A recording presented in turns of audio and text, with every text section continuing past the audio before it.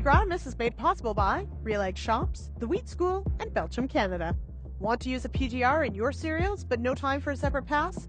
Manipulator PGR from Belchim Crop Protection Canada can be applied as early as 1 tiller. Just add it to your herbicide to reduce lodging risk, increase harvest efficiency, and maximize yield. Talk to your retailer for more info and to confirm acceptable tank mixes.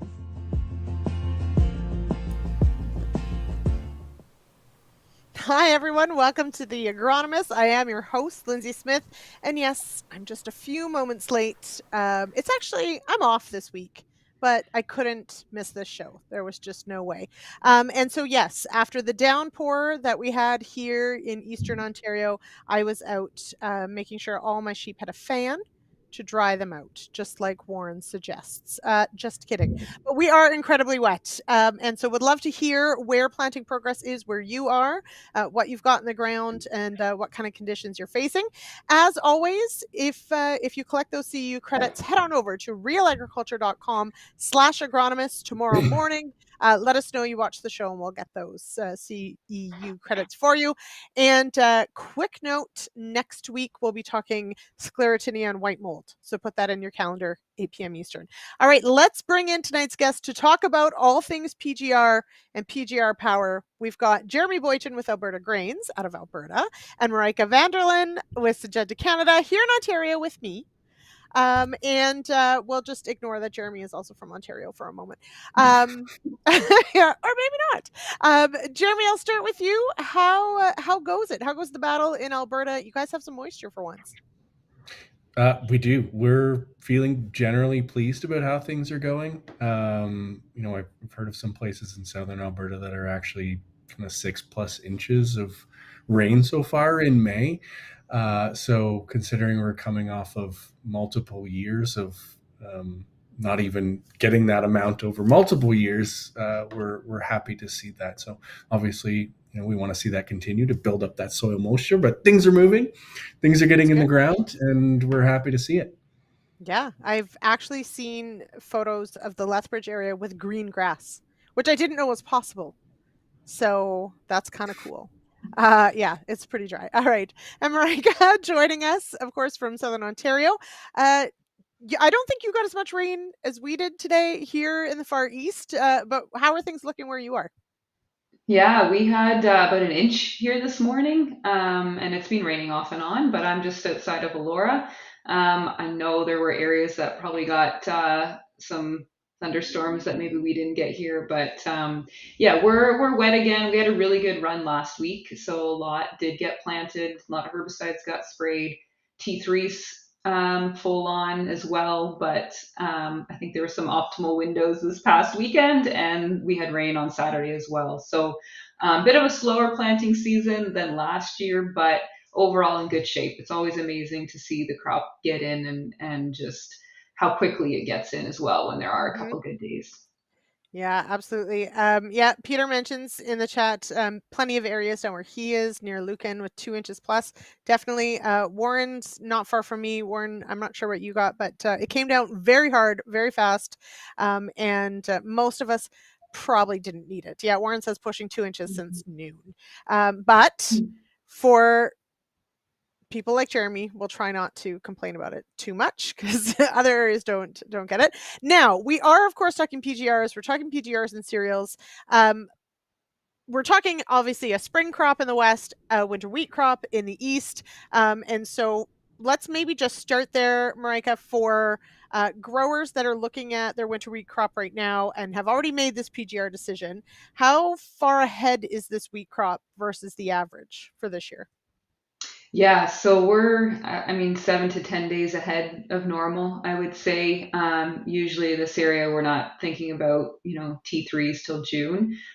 So it's early. We had a warm winter, of course, so warm February, March, and that really got things going. And we've had, some good heat lately too. So yeah, we're definitely ahead. And I think a lot of PGR did get used this year because we do have quite a beautiful winter wheat crop setting up for another record year. So 2 years in a row, record yields. This could break it. So pretty exciting to see what Right. happens. I feel like, is it the wheat crop we have to kill it like 3 times before spring, but also maybe we have to give it a bumper crop 3 times before it actually gets in the bin. We'll see. That'll be music to Pete's ears.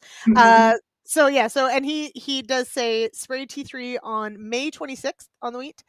Earliest he had done before then was June 6th. So yes, definitely Mhm. ahead of the curve. Okay, so now let's back it up though. Of course, we're past for a winter wheat crop, we're past that window, but we're certainly going to talk tonight about optimal timing, how late is too late, how early is too early, and all those things. But Jeremy, um, I'll back it up a little bit more even than that. And let's ask the question of when we even need a PGR. Do we always?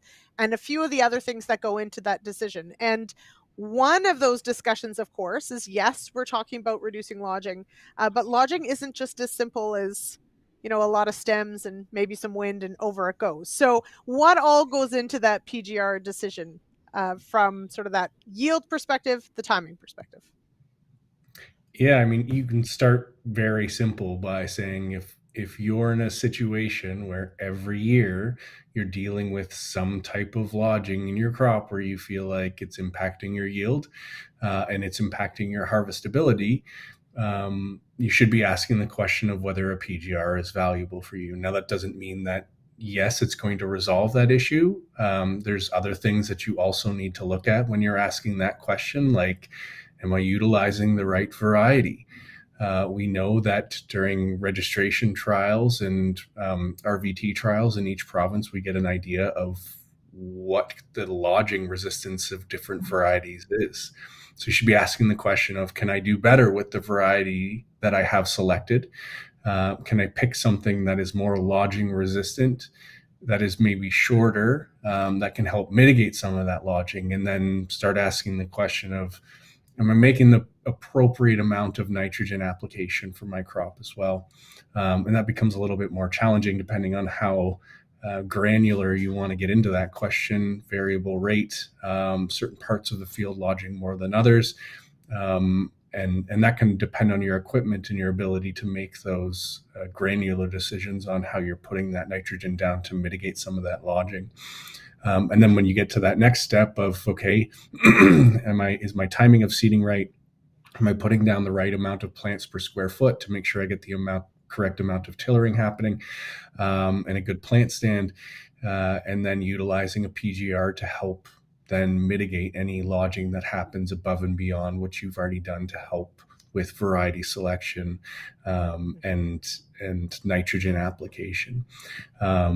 So those are kind of the steps I like to work through with producers when they're asking that question, because you can help reduce a lot of issues, be it lodging or disease, with good variety selection. It's Mm-hmm. certainly not the end all be all, but it's a with most things we deal with when it comes to agronomics, it's a multi-pronged approach. You need to think about systems management, what your rotation is, how you're managing that crop, and then utilize your tools effectively. Mm-hmm. I believe that was an eloquent way of saying it depends, which I really appreciate that you used much more intelligent words than just that. Okay, but it does. I'm glad, Jeremy, that you brought up the point of the tillering, because this, of course, is a big part of managing a wheat crop. Is do you ignore the tillers? Do you try and get the tillers to finish? Do you try and even everything out?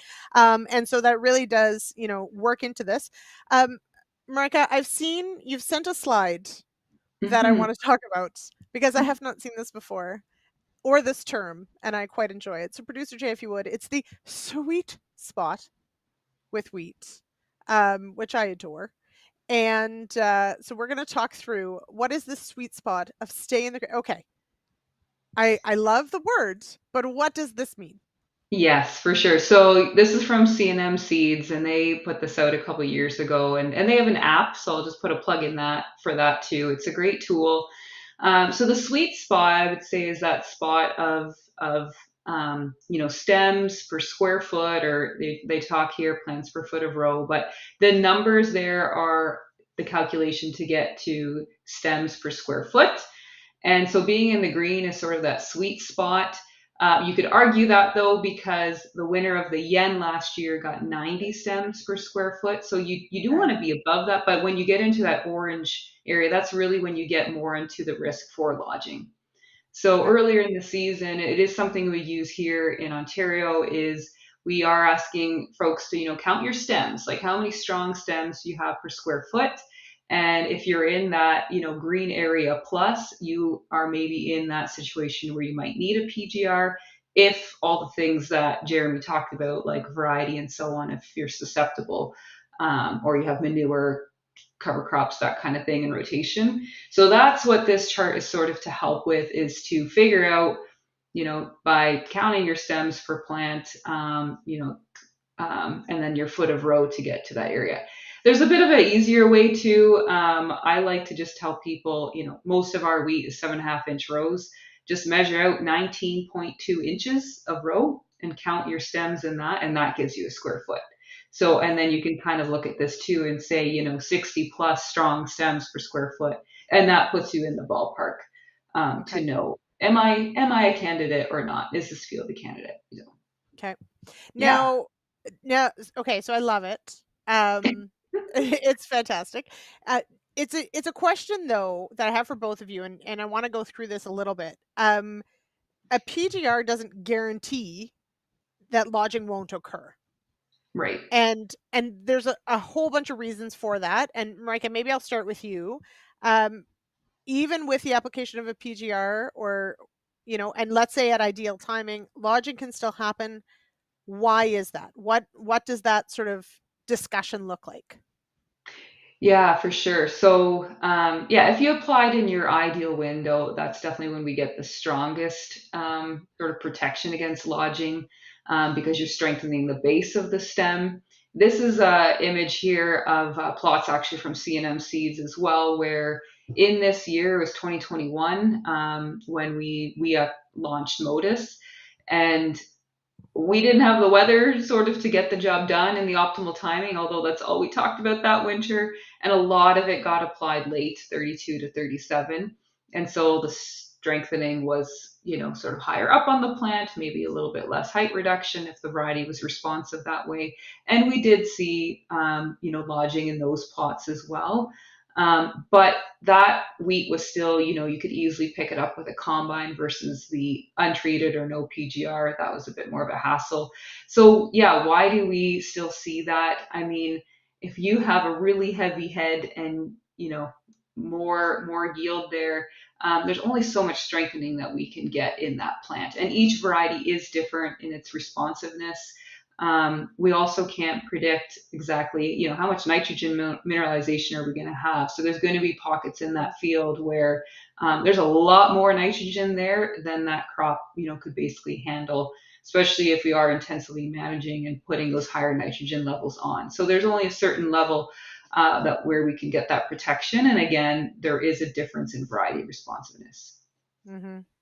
So Jeremy, I'll go to you on this one. And Pete sort of gave a nod to field history as being part of this equation. So perhaps a manure in the history. I think about if you've had dry years, there may be potentially more nitrogen available to this crop. So even if, let's say, you didn't necessarily go heavy on nitrogen, could we still be looking at, with this rainfall, better mineralization and perhaps more available nitrogen for this crop regardless?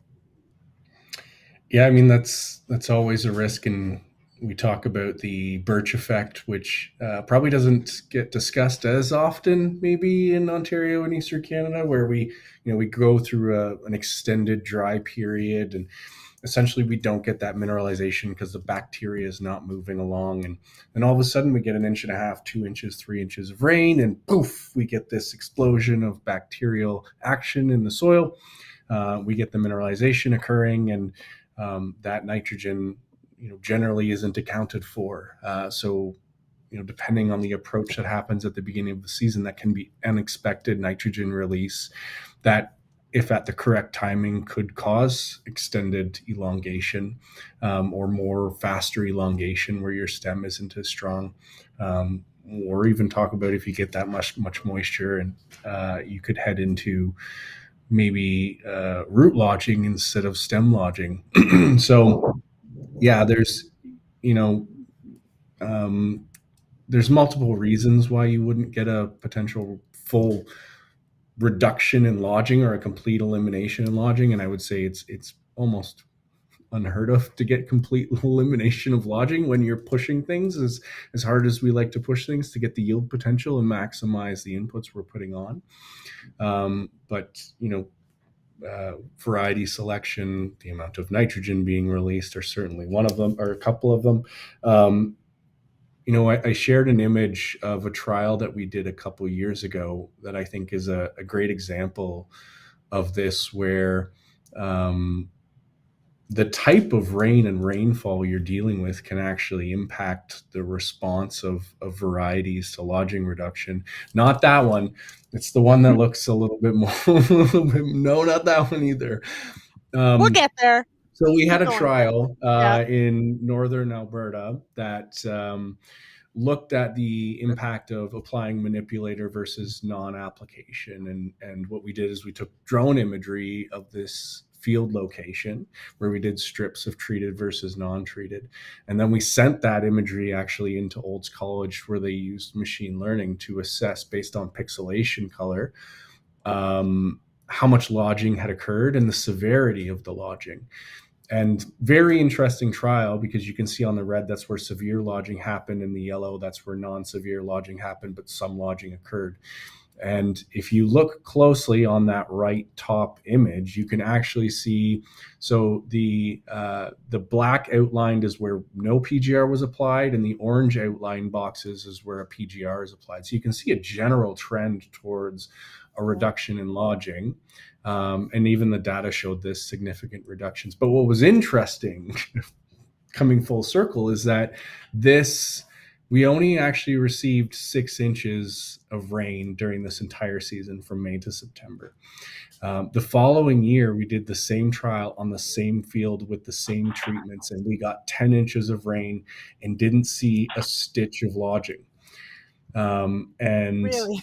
when I chatted with the farmer and I was like, why do you think this happened? And he said, last year with the rain that we got, it always came with blowing wind, heavy blowing winds. So even if you do the right nitrogen applications and you apply a PGR, if your environmental conditions create pressure above and beyond what those management practices can actually defend against, then you're still going to deal with some lodging. And then you tie in variety selection and that additional nitrogen release to that. And, you're playing the odds. You're using the tool, but you're still playing the odds of what that response is going to be. So it's not a silver bullet, but it is another tool in the toolbox if you are in a situation where regular lodging occurs.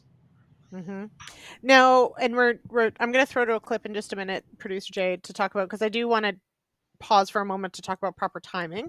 But Warren asked an interesting question. So Marijke, I'll go to you. In that, thinking about it the other way, right? So there's end mineralization that might happen. There's, of course, the field history. But there's also the choices that we as growers make to add nitrogen. So if I want to potentially be pushing yield and adding N, can I use a PGR to sort of push that envelope a little bit further? Or how much risk do I sort of take on as far as the variability of the outcome?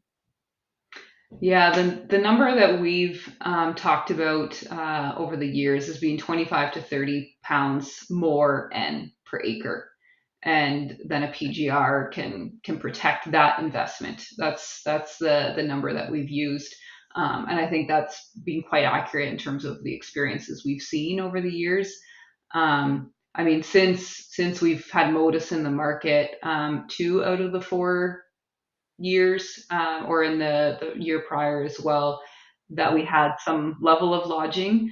So in 21, there was a decent level of lodging, but yeah, not every year do we get lodging, and even though we've had some great yields. So back to Jeremy's comment about, rain plus wind, and we certainly have had some of that already. And like I noticed Peter commented about some barley being down. I've seen some barley down as well, and it's in that grain fill period. It's just starting to really put that weight on. So to see some lodging already is cause for concern. Um, Mm-hmm. and Yeah. I guess setting expectations this year we're past the decision, we've done what we can do, but kind of setting an expectation of what we can expect. out of the Mhm. PGRs this year will be interesting. Mhm. And we are going to talk about a little later in the show. We'll talk about sort of maybe some of the other advantages or considerations of using a PGR. But producer Jay, if you would, I would like to go to our clip with Marijke, I believe, from last year, looking at the ideal window. And how late can we go? Is there an advantage to if we miss the ideal window to still going in? And then we'll dig into a little bit after our clip. We'll talk about sort of making sure we've got how do we figure out when we're in that ideal window. We'll touch on that right after the clip.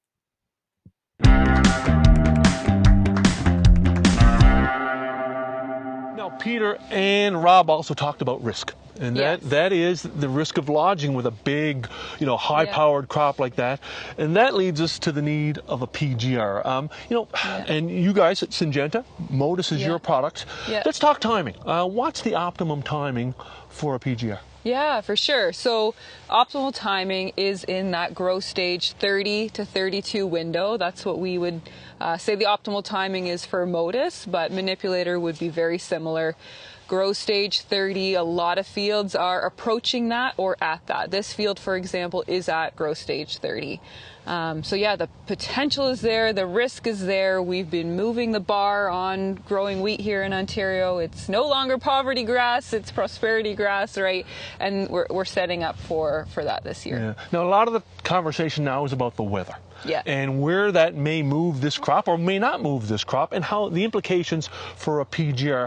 How big is that window, and how do you have to think about that window over the next couple of weeks? Right. Yeah. So we're at growth stage 30 now, and we had an amazing week of weather 2 weeks ago. That second week of April, really warm. We accumulated over 100 growing degree days in that week. So I mean, everything just popped out of the ground, right? And the wheat woke up.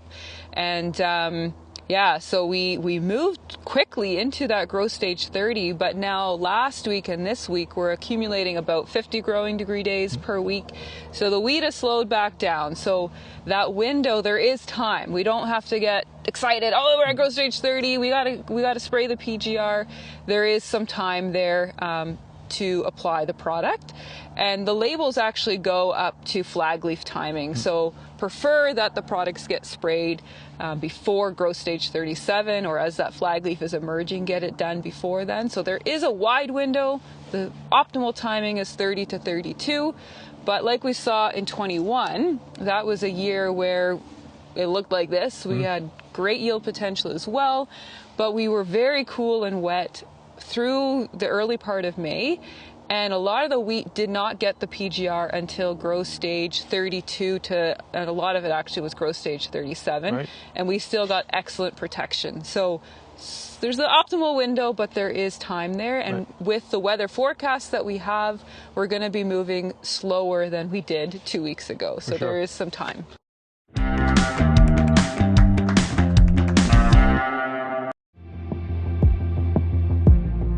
Our sponsors tonight are Belchim Canada, RealAg Shops, and the Wheat School.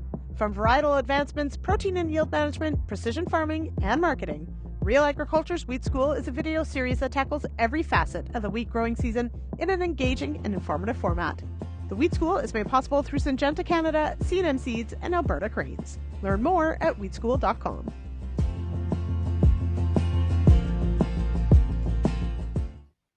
I feel like I sound like I had a cold there, but I swear I didn't.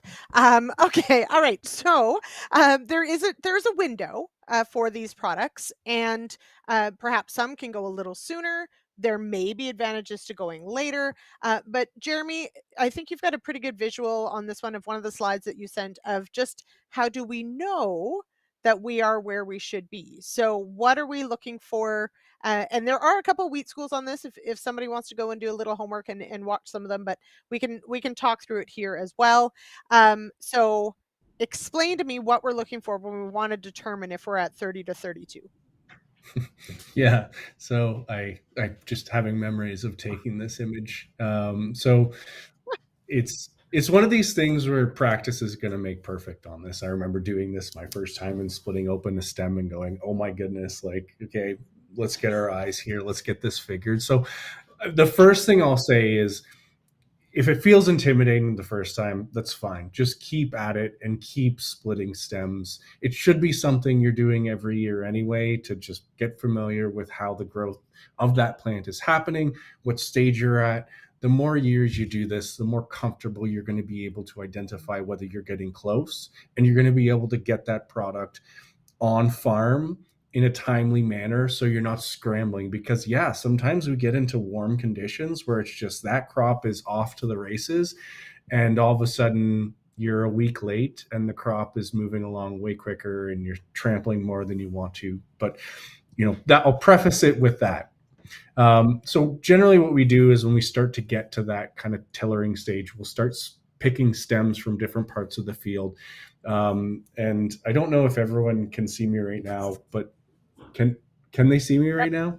Yep. So what do you got? Oh, look at this. Marijke had one of these in the video, and if you can make yourself one of these, all it is a little piece of plastic with a ruler drilled to it. You bring that into the field and you pull out a stem, you pull out the main tiller of that stem and you lay it down. And you get an X-Acto knife or a sharp knife and you cut it down the center. If your knife is too wide, you're going to smush everything and just smash it all up, and you won't be able to see anything. So a nice thin knife that's sharp is your best tool. Don't cut your fingers open, cut only the tiller.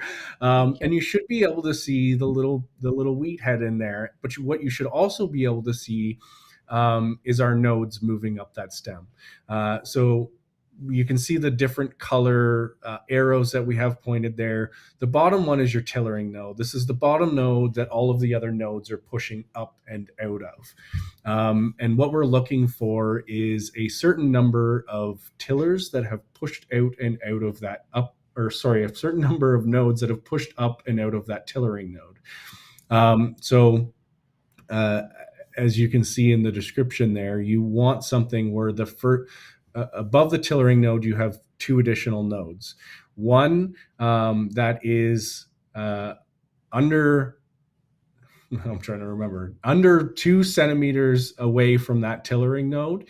And then the second node, which is above that, is less than 2 centimeters or 1 centimeter above that primary node. And Marijke may be able to correct me on the exact timing of that. It's been a while since I've phrased it, but what you're looking for is that movement of node away from the tillering node, and that gives you the ideal timing for application. And you want to be in that range before that elongation starts to occur. And that's going to give you the ideal timing. But as she indicated in that video, you can push past there, but that's going to be where you're going to get the best effect. So being able to catch it really before that elongation occurs, being able to split that stem and still see the head at the bottom, then generally weather-wise, you're probably within a week of it starting to kind of push up and catch that timing. Mm-hmm. So now Kevin's asked a great question. This dovetails right into what I was going to ask you, Marijke. And so Kevin doesn't grow wheat and doesn't use PGRs, but we really appreciate him because he comes here and watches these shows, even when it doesn't apply to him. So thank you, Kevin. But the question is, what does a PGR actually do in the plant? So it's a plant growth regulator is what PGR stands for. What does Modus actually do in the plant to actually prevent the lodging? What's the actual mechanism? Yeah, so it works on hormones, or a specific hormone, gibberellin. And so, yeah, it's pretty cool that we have these tools that are plant growth regulators, and works on the biology of the plant. So when we get to growth stage 30, why we talk so much about growth stages and splitting open the stem is because the plant has transitioned from producing tillers and putting energy into that to stem elongation. So when we see that head be about a centimeter above that tillering node, you are full on into, okay, it is elongation time. So that hormone starts to get produced, gibberellin, and then when we apply the PGRs, it is inhibiting the production of that hormone. So we still get that growth, but we get some shortening of the internodes typically because that hormone is impacted. Sometimes stem thickening. You may have seen pictures of stems being cut open and seeing thicker stems. That can happen. But often it is that, internode impact and some height reduction. Some varieties are an inch, some varieties are, 6, 7, 8 inches. So it's very different there. But yeah, pretty cool. We can impact that stem It is. elongation. It is super cool. And okay, so producer Jay, if you could, Marijke's got the fishing pole reference and this ties in with our timing discussion. So walk me through this. This is that blue bar is where when we're applying a PGR, goes from early to late and where we see its impact. So explain to me this thought process of the fishing Yeah, rod. yeah. So when we apply the PGR, it's only going to suppress that hormone production for maybe 2 weeks or so. So you're not going to, so when you apply at growth stage 30 to 32, then you're going to have that impact at the base of the plant because the size of the plant and you can impact that area. When we get past that 32 for winter wheat in Ontario, and maybe it's I don't know my spring cereals in Western Canada and how they develop, but we go from 32 to 37. We don't have a 33 really. Like once we're at 3 nodes, the flag leaf is emerging. But so when we get past that, yeah, the stem thickening or the internode shortening will be higher up on the plant. And so it's sort of this fishing rod analogy when you think about, a fishing rod and that it's flimsy at the top and stronger at the base. That's the idea here. So we have that strength now at the base when we apply in the optimal window, but we still do see benefit if it gets on late. And that happened again in Ontario this year. A lot of PGR went on in that 32 to 37 window because of the weather and the rain, some cold nighttime temperatures that delayed us. Mm-hmm. And Warren even mentioned it earlier in the chat of just how once we had that warm up, just how quickly everything advanced, and that is really where you can see it go through those stages really quickly. Jeremy, when we talked about prepping for this episode, you mentioned late tillering and managing for late tillering. So as we think through this, the wheat plant is starting to push that head and elongate and move its way through. Where does late tillering come into this equation and part of this conversation? Yeah, excellent question. And actually, late and sometimes unproductive tillers, at least in Western Canada, can result from the application of PGRs. And Marijke kind of hit on it well in terms of, we're dealing with plant hormones. And plant hormones they don't act solely in one location with one target and one goal. These hormones actually act on a variety of different things within the plant. So when we're applying a hormone, they're impacting all of those other things. And some varieties will actually respond with late tillering occurring. And it's important to know that these gibberellin inhibitors, when we apply them to the crop, it's not like they're only lasting there for a day or two and the effect is being caused and then we carry on. Like they can stay in the crop for 2-3 weeks, still acting on that gibberellin. So as that continues to act and we're pushing the crop elongation happening, and this is going to get beyond my knowledge base in terms of hormone and biochemical reaction, but that essentially sends that late trigger of, okay, we need to be pushing out more late tillers. We're getting restricted growth here. And, in parts of the country, maybe where we have a bit more time to harvest our crop, it's not as much of an issue because those late tillers can become productive and contribute. But in areas of Western Canada and Alberta, where sometimes that window is quite narrow, it is a consideration and a factor that producers need to be aware of. Especially if you're going for a higher quality market where late greens can impact your quality and reduce the amount you can get for that product. It's an important factor. So something to consider and to watch out for, because just like actual height and lodging reduction response, I would imagine that there's a bit of a variety response to this as well. So that this is, it's a plant growth regulator. It's a bit of a different product than, say, a herbicide or an insecticide, these sorts of things, or even a fertilizer. Marijke, can we overdo it? Like, what happens if I get my tank mix instructions wrong and I put way too much? Am I in for a disaster, or what can happen? Yeah, so I did a trial again, C&M Seeds, wonderful to work with. Thankful for the partnership there. So did a trial 2 years ago, and we by accident oversprayed around did an extra pass around the trial, and then the grower came along and also sprayed PGR in the rest of the field. So we had a 2x rate, and it was really short, really short, like not ideal at all. So, but the cool thing in that trial is we also mixed up one of our treatments. When we actually physically mixed it up, the wrong rate went in, so we had multiple modus rates, which was not the plan, but really cool because I had 4 rates now, and it was a perfect linear relationship in height reduction. So, I mean, maybe that shows how nerdy I can be sometimes, but I thought that was super cool, that rate of modus and height of the crop, perfect linear relationship. So that was really neat, and taught me as well, Lindsay, that yeah, this is not like a herbicide or fungicide where the rate, the rate does matter, but it's not like with a weed, we need this rate to kill it.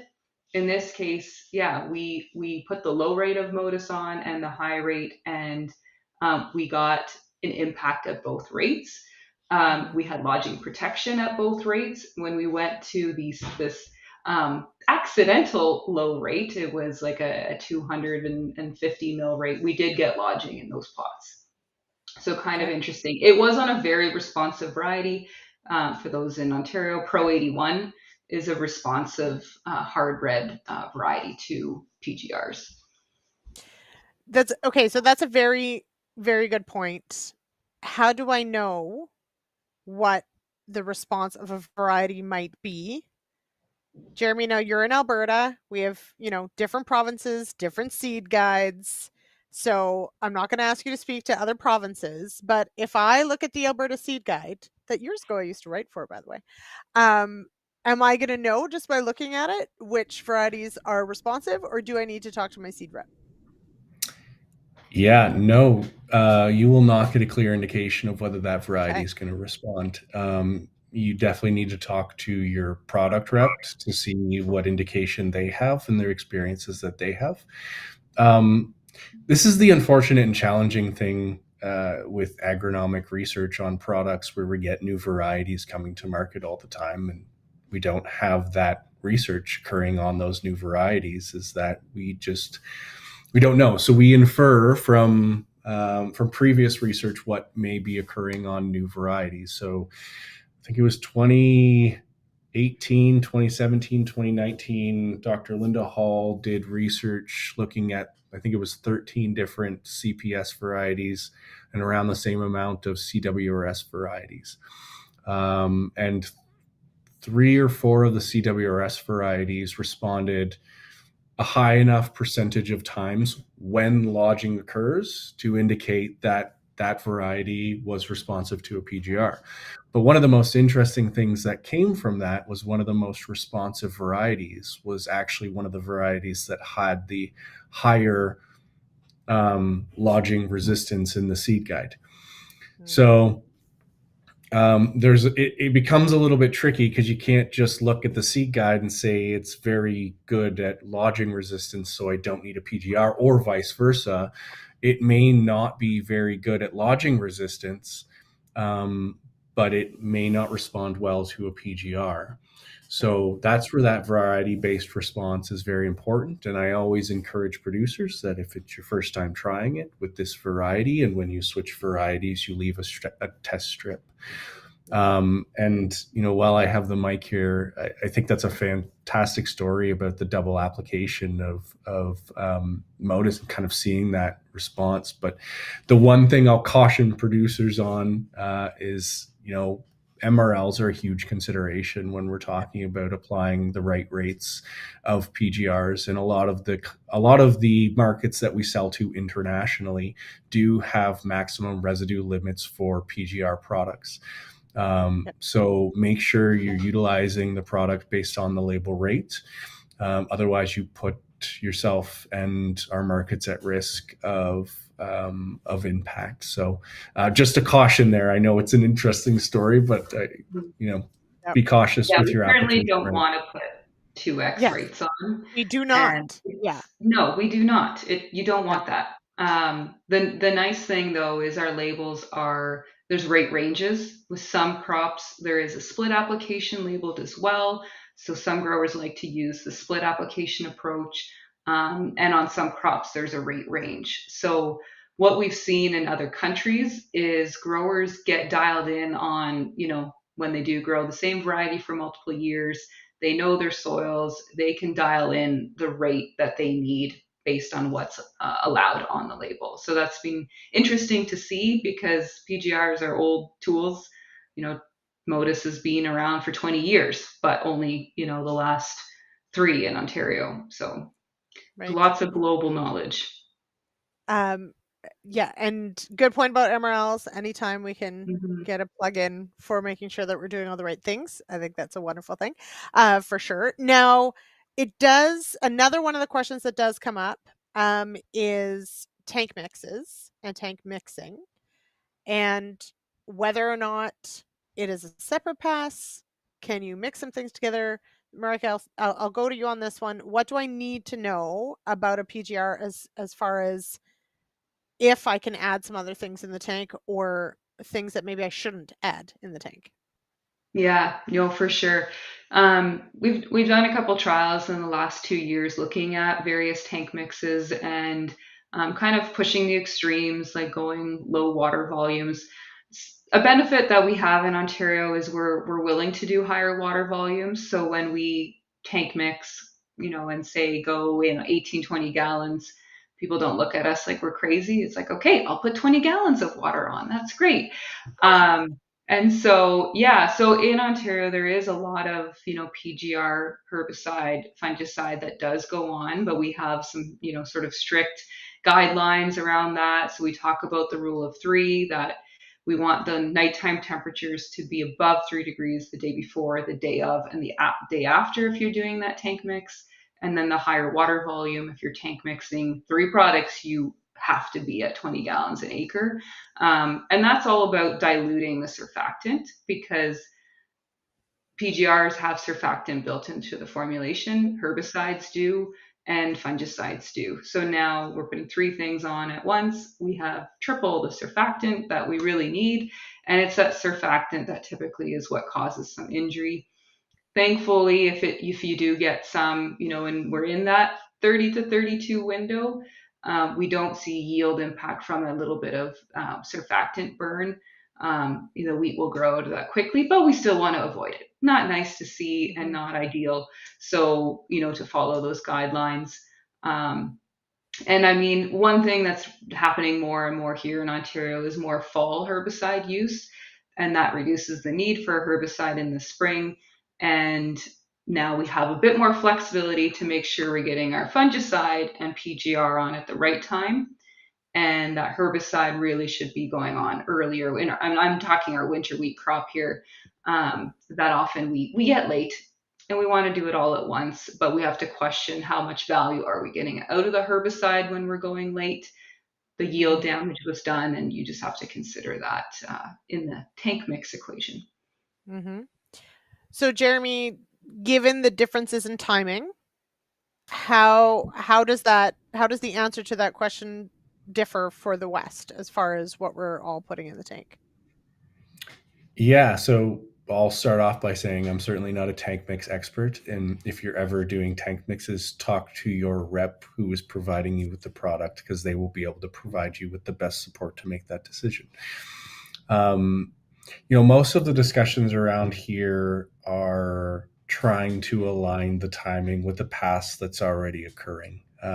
Producers in Western Canada spend a lot of time in their sprayer, and an extra pass is kind of give you a little bit of a chill. So if you can apply it with your herbicide, that's very, very helpful. But sometimes the timing isn't appropriate. And Rick, I think you hit on an important note. It's like if we do that fall herbicide, that helps maybe extend that timing where we can actually get closer to tillering. But it also depends on your field pressure and what you're dealing with and what your crop rotation. So that's going to be very it's going to be very farm and field specific, and you're going to know whether that timing is most appropriate based on some experiences. And I've been trying to implement a trial with a producer in Olds, Alberta, where we and Larry here actually mentioned a VR PGR trial. We've been trying to do this for a couple years, and every time we try and do the application, we get rain, and it pushes us back for timing. So planning on tank mixing to make sure you get the most out of your PGR can put you at risk at mistiming your herbicide and causing more damage to that crop than you would otherwise. So you got to think about what's going to be causing the most impact to your crop. Is it your weeds or is it your lodging? I imagine most likely the weeds are going to cause the biggest effect, but that's kind of some of the conversations we start to have. And, knowing that we can push into the flag timing with some of that split application can help with some of that fungicide. But, I'll put a final note in that research in Western Canada on both barley and spring wheat have shown that fungicide applications at the tillering stage actually provide essentially no yield or quality value. So it's not a valuable thing to be doing. So worrying about that tank mix of fungicide with PGR in early application, I'd be pushing you away from adding a fungicide to that anyway. So that's maybe all I'll say on that. No, that's I think that's good guidance, certainly, to think about, each product in the tank and what you're trying to do. And Marijke, as you've alluded to, do you need all three because of timing, or is it, and the water volume? I'm so glad to hear that we use decent water volumes in Ontario. Way to go, everybody. But hey, maybe it's easier when you're closer to water and don't have quite so large of fields to cover. That might have something to do with it too. Just putting it out there. And yes, Lara brings up some really neat ideas in the chat as well about variable rate and variable rate PGR, which is kind of cool. Which brings up just quickly, producer Jay, we're going to do our last read of the night, and then I want to talk about some of these other benefits potentially, including harvestability and some of the other things we maybe haven't thought about when it comes to a PGR. So producer Jay, if you would. Thanks to the Wheat School, Belchim Canada, and RealAg Shops for making the Agronomists happen. RealAg Shops is a new video series brought to you by Princess Auto. In this series, check out smart and slick shops from across Canada. Do you know someone who has a great shop? Nominate them for a tour by emailing Sean at shaney@realagriculture.com.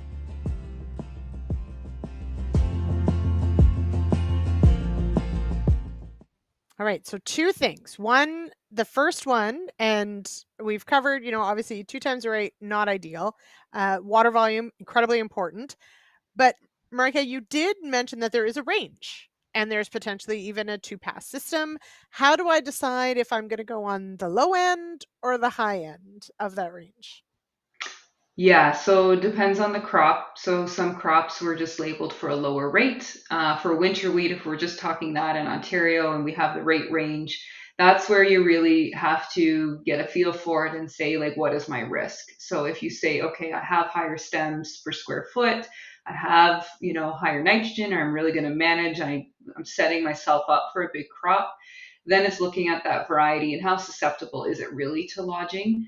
And it's kind of saying, how much insurance do I need? Do I go with that lower rate or do I go with a higher rate?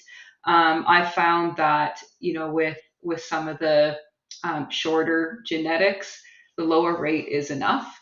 And but if you're in that higher, situation, higher risk, you go the high rate, the high labeled rate. You'll want to have all of that on there. And then, yeah, there's growers that they know they're not in a high lodging risk scenario, but they're getting great yields, but they're growing that variety that's not very susceptible. They're still putting on a PGR at a low rate, because they see a harvest efficiency benefit. So very interesting. Absence, no lodging, but a harvest efficiency benefit. So they're just seeing that crop go through the combine just a little bit faster, easier, and that's worth it to them because of the depreciation on their combine, and they're factoring that into the value of the whole equation. Okay, so this is one of those parts, Jeremy. I'll start with you, but Mark has actually also got some visual that we're going to use as well. But one of the reasons we love semi-dwarf varieties or those sorts of things is okay. So maybe decreased lodging risk, but perhaps they're more efficient. And hey, if we can, this is why we love stripper headers. It's more efficient to go through the combine. Is the harvest efficiency question of that better standability? Is that driving farmers to use a PGR because it makes harvest that much easier or faster?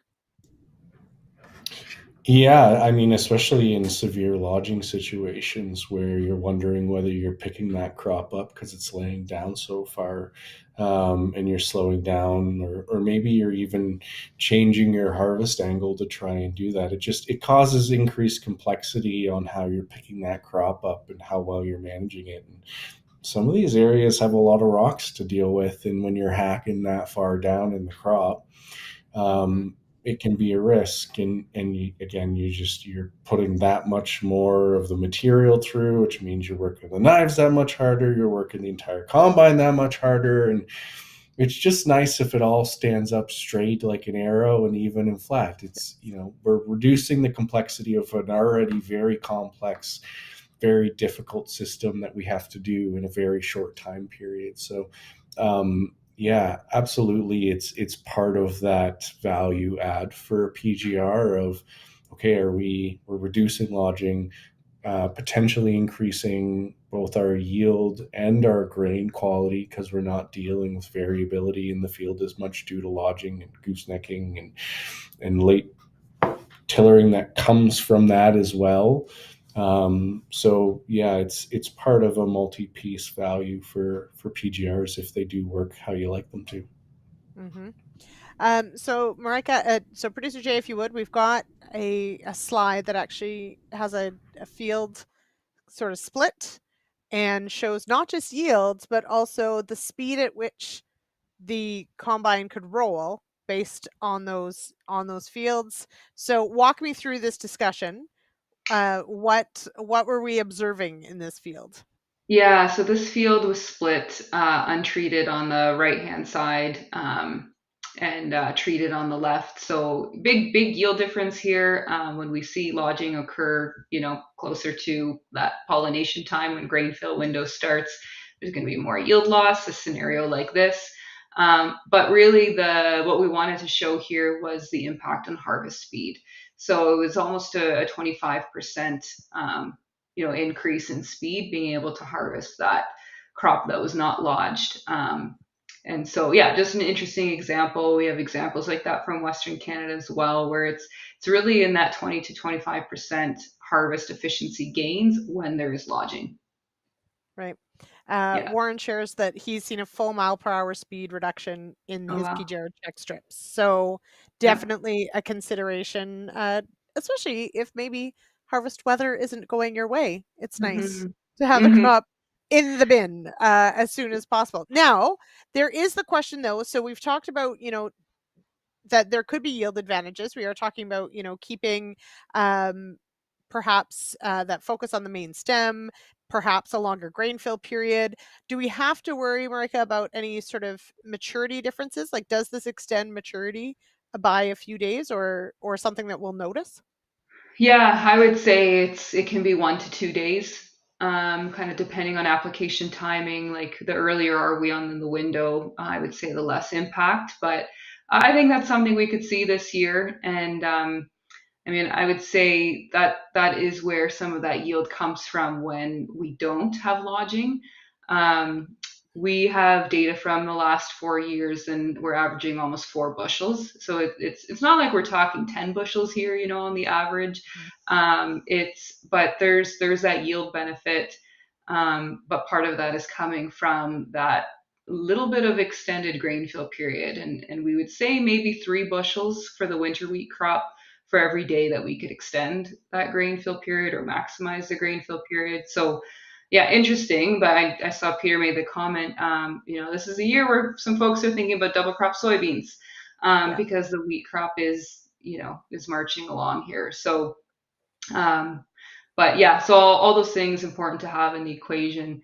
But I think, like we talked about, one of the biggest values to growers is the harvest efficiency. And to quote Jeff Cook, who was the winner of the Yen last year at the Yen wrap-up meeting, he said, he uses PGRs because he does not want to ruin a perfectly good July summer day with a lodged crop. So, just the value to him just to have an enjoyable harvest experience. So interesting to have heard that. Mhm. Yeah, absolutely. It's okay to like your job. It's okay. It's okay to like your day. That's fine. We can enjoy Mhm. the harvest season. And there was a note, Kevin, you are bang on. So for those, this is sometimes a consideration that we do here on PGRs is, but I'm a dairy farmer. I want straw. Um, Certainly there is a volume reduction, but there isn't necessarily a huge difference in tonnage. Is that correct, Marijke? How do you sort of handle that Yeah. question? Yes, the weight, if growers sell their straw by weight, we see no difference.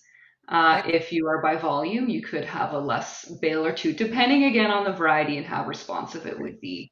But Okay. yeah, if you applied early and you're cutting your straw short, you would see no difference in weight. Okay. All right. And Horse says no to double crop soybeans. Who doesn't want more beans? Come on. Um, that's not really in the cards for Alberta, Jeremy. So you guys don't have to worry about that. I mean, really, what happens after winter wheat?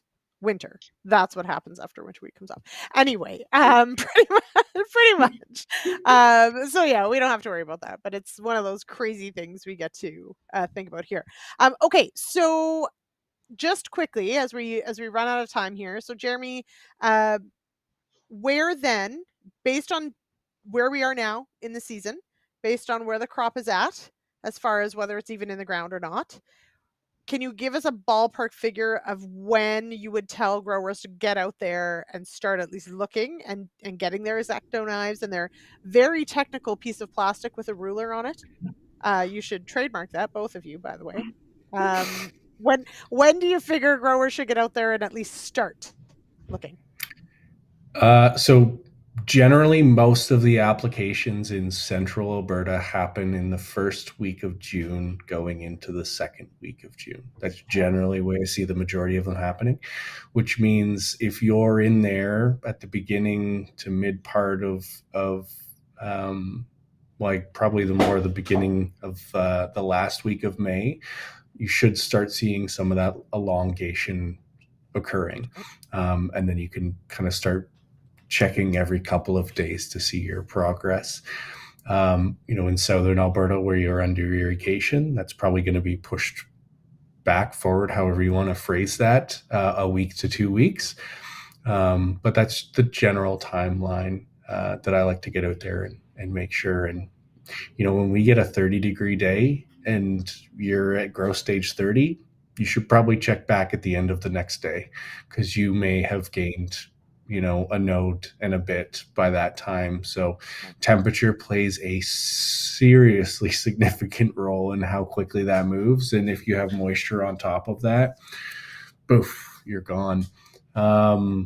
And Peter Johnson mentioned seeding early. Does that make a difference? Yes. Ultra That's an early. interest. Yeah, it does. Yeah. It's interesting because generally what happens when we see ultra early seeding is the amount of time it takes to emerge and develop into that early tillering takes longer because you have cooler soil. But you could probably aim for potentially almost a week before that, if not maybe a little bit earlier, depending on how early you actually got in. So yeah, great question. I'm still amazed at how early that teeny tiny little head is there. Like they're just teeny little wheat plants, and there it is. It's already starting. So it's probably sooner than you think if you're not used to checking growth stages of your wheat. Let's put it It's like let's seeing put it that way. puppies, you open Right. it up and you're in there and you're so Like, excited. Look ah, at the potential of this yeah. little cute. Yep. Just Yeah. No. Yeah, we have too many puppies right now, Jeremy. I don't even want to talk about it. Anyway, I'm handing them out to every kid who comes to visit. Here, go home, take a puppy. Anyway, but it is true that it does happen really early. So, and here we are. We're last week of May, so definitely get on out there, for sure. Marijke, now we are past the window, of course. So now Mhm. we're into how well will this crop stand? And as Pete alluded to, we do have some of that winter barley that's lodged. Um, if we get a very nasty season of storms or in the next month, um, does that play the same as Jeremy alluded to with, the rain coming with wind and et cetera? Do we see the same types of environmental impacts with the rain and the wind as far as having that impact on lodging? Oh yeah, for sure. Yeah, wind is key, and we talked a little bit before about root lodging versus stem lodging, and I feel often we do see the stem lodging um, because of that heavy head and it breaking the stem when we get those winds. So and we can get hail, thunderstorms rolling through too, and so yeah, that all plays a factor. So I think for those early planted winter wheat fields here. Those tillered really well in the fall. We got high head counts per square foot. I think we're gonna see some more lodging this year, and we could have some disappointed farmers out there that said, "Well, I did everything that I was supposed to do. I put the PGR down, and yeah, again, not a silver bullet, but a tool in the toolbox." And like lots of other things we can use in the toolbox, it's one of them. Mm-hmm. Yeah, I would definitely think today's storm that blew through probably wasn't super kind to some of the Mhm. crop that's out there, but we'll have to assess that tomorrow. So Warren, as you do that, send me snaps. I like to see what's going on out there. All right, we'll leave it there for this episode. Thank you both so much. This has been fascinating. I learned a lot. And that's really what it's about, right? Is me learning. No, wait. Everyone else too. Yeah, exactly. All right, Jeremy, thank you so much for joining me and good luck with the next couple weeks of the seeding season. Thank you, Lindsay. It was a pleasure and always fun to be on. Yes. All right. And Marijke, I hope the crop stands. And we Yes, will, as Pete says, grow great wheat. yes, we are. We are already. It's We it's a are very already. It's going to yeah, be a bumper crop, everybody. yeah, Okay, we'll see. All right. yeah. Okay. And thank you, everyone, for your fantastic comments, questions. Some really great stuff there in the chat. So I do appreciate it. Next week, as I said, we're going to talk sclerotinia of canola and white mold of soybeans because guess what? It's the same pathogen. So we're going to smush them together and talk about that 8 p.m. Eastern next week.